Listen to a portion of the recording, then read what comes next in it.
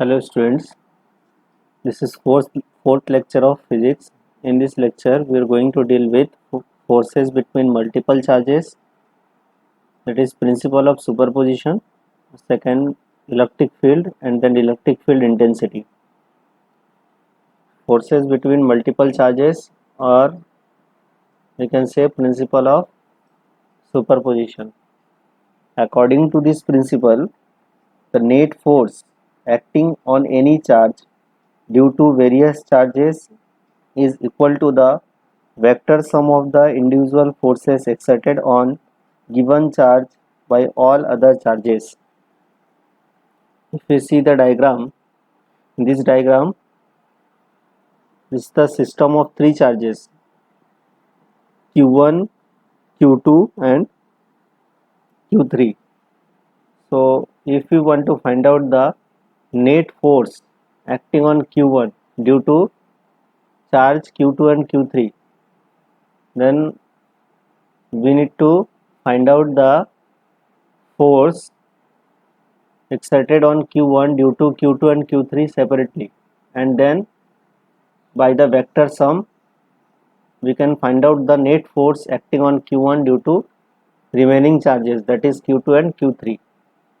So the definition is, or the principle is, the force on any charge due to a number of other charges is the vector sum of all the forces on that charge due to other charges taken taken one at a time.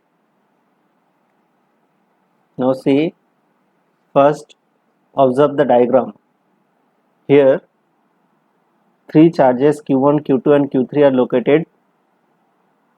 R1 vector distance, R2 vector distance and R3 vector distance from the origin. First,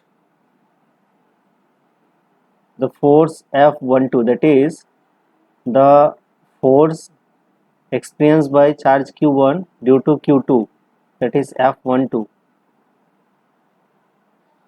This distance between Q1 and Q2 charges R12 vector, and this R1 direction of R12 vector is represented by R21 cap. So by applying Coulomb's law, we can find out the value of F12 vector, that is 1 by 4 pi epsilon naught Q1 Q2 R12 square and R21 cap. This R21 is the unit vector which shows that the direction from Q2 to Q1, as this force is acting in the direction from Q2 to Q1. Now F13 force, that is force experienced by Q1 charge due to Q3 charge. So by applying Coulomb's law in vector form, F13 vector is equal to 1 by 4 pi epsilon naught Q1 Q2 by R13 square and R31 cap. This R31 is the direction showing from Q3 to Q1. By adding both the forces, we can find out the value of F1, which is the net force acting on charge Q1. As we can see, in both the term Q1 by 4 pi epsilon naught can be taken common. So 1 by 4 pi epsilon naught we can take common along with Q1. If like that n number of charges are present, so we will get this n number of forces, from which we can take common Q1 by 4 pi epsilon naught, and remaining terms can be written in the form of summation, that is the value of Qi, that is varying from 2 to n, and the value of distance that also varying from R1i, that is R12 to R1n, is I, and this will be 2 1 cap, this 3 1 cap. So likewise this will be I1 cap, R I1 cap. The value of I varies from 2 to 1. This is known as principle of superposition of charges. In this topic, we need to write this principle. Then after that, for this derivation, we need to write the consideration. Consider a system of n charges, that is q1, q2 and s1, q1, which is placed at r1, r2, r3 and so on rn distance from the origin. So we need to find out the net force on charge q1 due to the other remaining charges of the system, and the remaining details are shown in the figure. So according to this figure, we can draw this, we can derive this expression.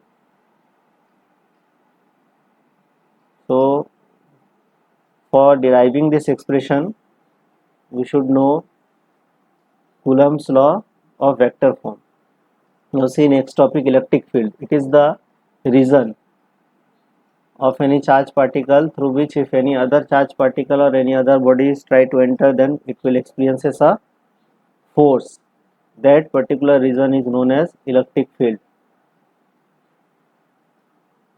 This is the diagram for electric field lines, as generally we are considering the electric field lines coming out through the positive charge and going inside to negative charge.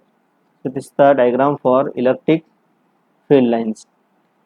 You see electric field intensity. The electric field intensity is the measurement of the strength of an electric field.